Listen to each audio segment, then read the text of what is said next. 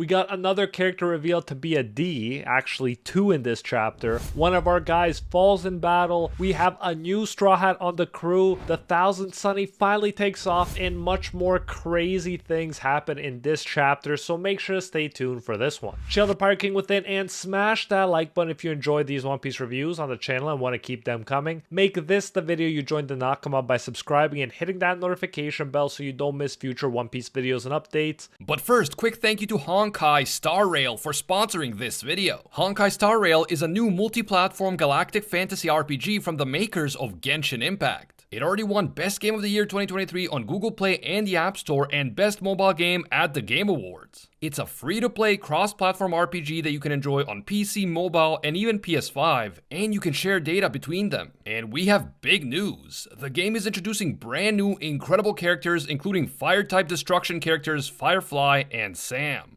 Firefly puts on a mechanical combat suit and adopts Sam's identity when entering battle. When releasing the ultimate, the mech emits a green light, removing debuffs and advances forward her action. That is so cool. We also have Jade, one of the 10 stone hearts like Topaz and Aventurine. Jade is a quantum-type erudition character. In battle, her cane transforms into a whip to lash out at enemies, and she uses her high heels to stomp on foes when unleashing the ultimate. That is so badass. But that's not all. Version 2.3 brings back beloved characters Ruan Mei and Argenti in the wrap. And new cavern relics and planar ornaments are waiting to be uncovered. Check it out for free right now. A free 10 pull is waiting for you. Just log in for 7 days to receive 10 Star Rail special passes. You can also use the redemption codes on screen to redeem 50 Stellar Jade for a limited time only. Download Honkai Star Rail for free right now to support the channel. And now, without further ado, let's jump into it, spoilers and all. So the last chapter ended in a pretty crazy way, where Giant Boar Warcury, known for his insane sturdiness, was about to crash into the giant Viking ship and ruin it. Bonnie had already run out of steam and returned to her childhood form, saying, "I can't, freedom is tiring," end quote. But then Emmet, the giant ancient robot, exited the sea and smashed Warcury so hard with his fist that it actually broke Warcury's tusk. An insane feat when you consider that Luffy just hurt his hand when he attacked him in Gear 5. Luffy was excited to see a Robo, as he called him, while Emmet was thinking about the past and Joy Boy talking about doing something when the time is right. Obviously, this seems to be the right time, and we'll come back to that in this chapter. This chapter is called Atlas, so we'll see why in a bit, but it's definitely for a good reason. The cover story follows up the last one, where kids were unfairly throwing stones at Yamato because of her relation to Kaido during her Wano pilgrimage. In this one, fittingly, Denjiro, the daimyo of Kibi, catches the kids who were hurting Yamato in a net. Nice to see this injustice being addressed and corrected, because it definitely bothered me last chapter. Can you believe how invested I am, even in the cover stories? We're also told this is the first long 19-page chapter in a long time, so we have that to be excited about as well. More pages, more One Piece. This chapter doesn't start where we left off last time, which is usually the case, but here we get a flashback that takes place 26 years ago at Punk Hazard. It's crazy to see the old Punk Hazard facility surrounded by green forests and palms. Makes me feel bad for what Kuzan and Sakazuki did to it. We see that 2 men are talking at Punk Hazard's entrance. It's Vegapunk with his 2 dragons and Professor Clover, who we know as the director of the Ohara Library. Ironically, Clover is the one here begging Vegapunk to help him with his Void Century research because he needs knowledge from other fields, while Vegapunk is the one refusing, saying he's a government man now. So yeah, the man who pretty much called out Roger and Rayleigh for not spilling the truth and doing more was refusing to even look for it himself here. He wasn't always the rebel we know and love now. And here we'll see what made him finally rebel against the world government by saving and continuing the research.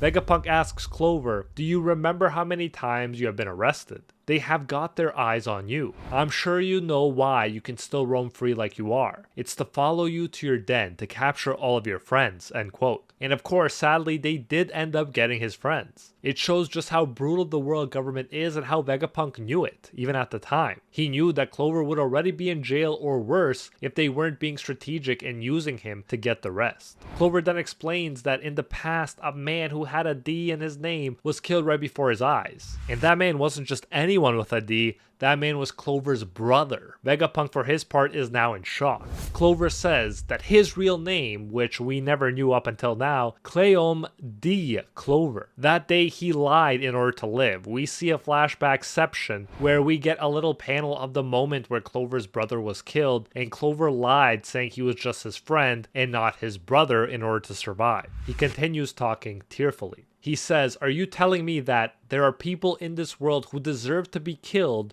just by being born or stating their name?" It further reinforces that Vegapunk has known for a long time how evil the world government is, and it makes it even more confusing why he didn't make that clear in his broadcast, instead of saying he doesn't know which side is good or evil. That will probably always bug me. But perhaps Vegapunk feels like a sinner himself and doesn't feel comfortable with judging others for that reason. Here, despite Clover clearly being on the side of justice, Vegapunk says he won't help him. All he can do is forget about what Clover just said. While Vegapunk walks inside Punk Hazard, Clover says, "Vegapunk, I will solve it. Just wait, I can hear a voice coming from the past," end quote. A very intriguing statement, that last sentence. Let me know what you think he means by it in the comments. This voice from the past. Is it intuition, or is it hinting at a voice of all things kind of situation? Then we cut to a more recent flashback, 22 years ago. Vegapunk and Caesar Clown receive news that Ohara has been destroyed by a buster call. Caesar wants to see the massacre for himself, while Vegapunk is sad.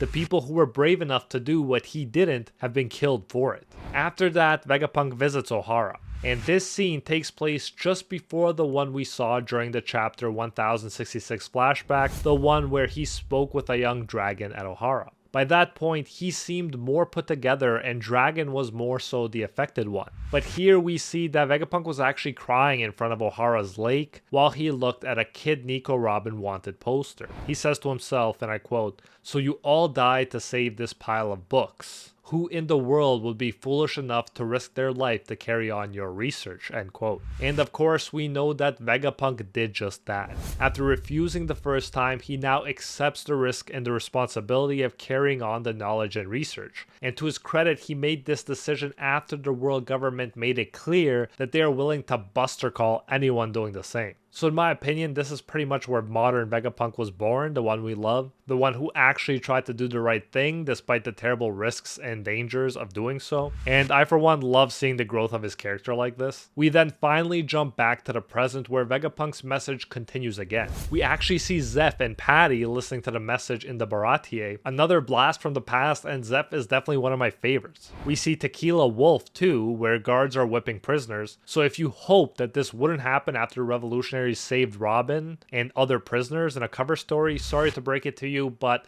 they are back at it, making others work on this always under construction bridge. Tequila Wolf is definitely one of the most messed up aspects of One Piece, but there are a lot, to be fair. Back to Egghead, and Robin is extremely moved while she listens to Vegapunk's message. She even covers her eyes with her hand. The Vegapunk says the in our world famous quote that history is written by winners. Then he continues, "The voices of the losers are faint, buried deep under the sea. But after much sacrifices, I've been able to determine some of the buried truths, and I relay them to the world. I pray that my message so far has been broadcast safely," end quote. So he took the work started by the Ohara scholars and pushed it as far as he could before he was killed, and then tried and succeeded mostly in telling it to the entire world. I'm sure he felt very guilty when Clover and the others were killed after he refused to help them, but I'd say he definitely made up for it as much as he could with his actions after their deaths. We then cut to the Labo phase, and we see Zoro and Jinbei are now on the Thousand Sunny, which is nice to finally see. Nushiro, as we saw, was blown far away, but he is coming back since he wasn't blown as far away as Team Rocket or Mars. Lilith then stops them from taking off, worried that if Nushiro attacks them midair, the speed will drop and the ship will not make it to the sea. They can't take off if Nushiro is still in the way. That's when our Astro Girl Atlas, who embodies violence, steps up. First, she appears and punches Lilith, making her unconscious. Her attack smashes Lilith into the sunny floor.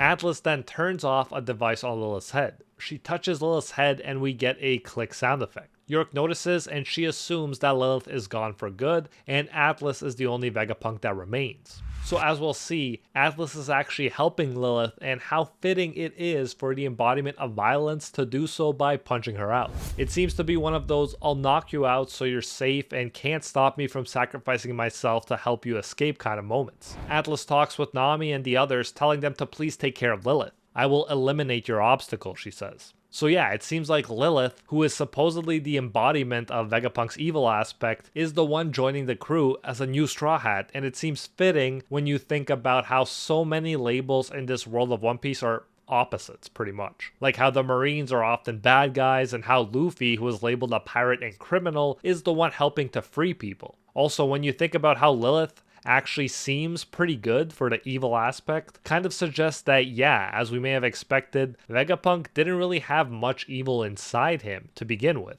And if he did, it was pretty much tied up with his greed, as York exemplifies. But yeah, I called this in the previous reviews that Lilith would make a good choice since she was the first one introduced, she's an attractive woman for Sanji, and her quote-unquote evil personality would make for fun dynamics and interactions with the other crew members. Let me know if you'd rather see Bonnie or Lilith become the official final Straw Hat. Either way, for whoever you want to see become the final Straw Hat, it seems they will both be joining them for their next adventure, so we have that to look forward to.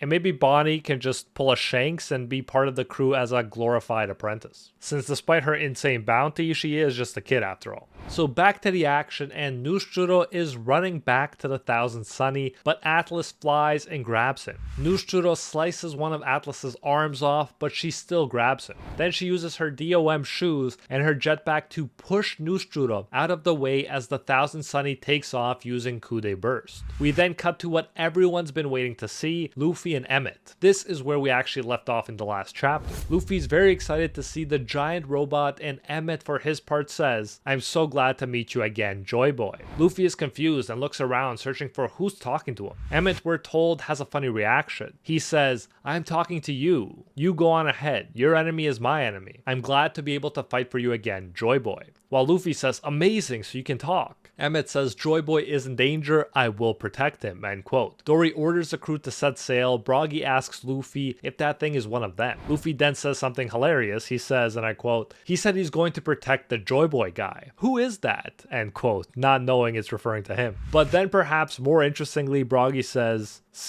"We didn't hear a thing." And Luffy says, "What? Really?" So whether it was because of Luffy's ability to hear the voice of all things or some other telepathic thing, it seems clear that the ancient robot can't be heard by everyone. Elder Dune Worm Jupiter charges at the robot. Emmett raises his left arm and is about to release an attack. We're told it looks similar to Mazinger's Rocket Punch pose, which is a reference to yet another series. I love how Oda puts his love of all these different series into One Piece as he's crafting his own unique story. But it's mostly a gag here, since due to Emmett's body being too old, the attack doesn't actually come out. Luffy, Sanji, and Frankie are very let down by these unfulfilled expectations, and they reflect the fans that would have recognized the pose as well. Jupiter then bites part of Emmett's body off. One of his arms is eaten completely. Crazy to see after seeing how sturdy his body was when he took out a Warcury tusk. Emmett uses the remaining arm to hold Jupiter back, but Saturn jumps on Jupiter and then onto the Elbaf ship. He looks at Kuma and Bonnie, and man, he just won't stop trying to make this family's life miserable. I'm hoping he gets wrecked in some big way before this escape is complete, because he's just the worst, and that has been emphasized and made super clear throughout this arc.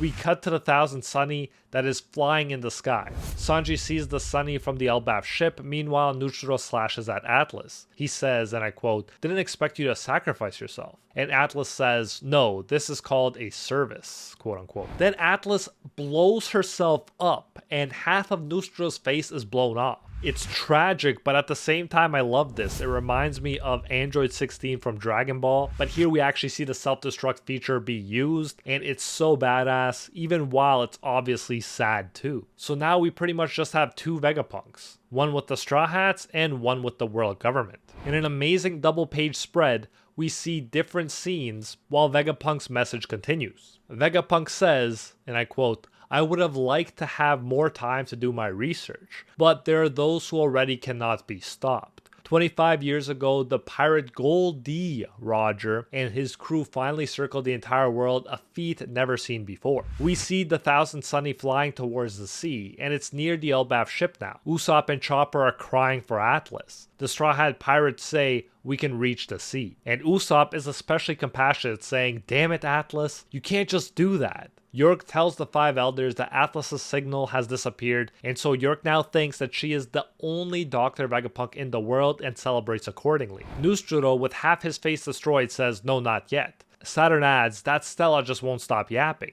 Jupiter says, "Of course." Warcury says, "We will put an end to it immediately." Jupiter and Warcury then charge Emmet together in an attempt to stop the broadcast for good. Emmet is in front of them and a lot of smoke is coming out of his broken arm. He says, I'm rotten." So this is the quote-unquote right time moment that you talked about, Joy Boy. Then I'm going to use it now, end quote. This is the same thing that was brought up last chapter, and I can't wait to see what it is. The suspense is really building here. Vegapunk says, "Which means that they must have already heard the unaltered voice of the past. In other words, I believe you all have noticed this too. This is what I believe will happen in the future of the world." This broadcast has sure been going on for a long time now, and I'm glad the elders had so much trouble with it. We cut to Impel Down and see prisoners being surprised with the last part of Vegapunk's message saying, "Huh? What? He said Gol D?" Because of course, everybody thought it was Gold Roger and that he wasn't a D. So the truth is finally starting to get out to the masses here with the Gold Roger cover-up being exposed too. But that is it for this chapter, and what a chapter it was. We've all but escaped now, and Atlas was definitely the MVP here.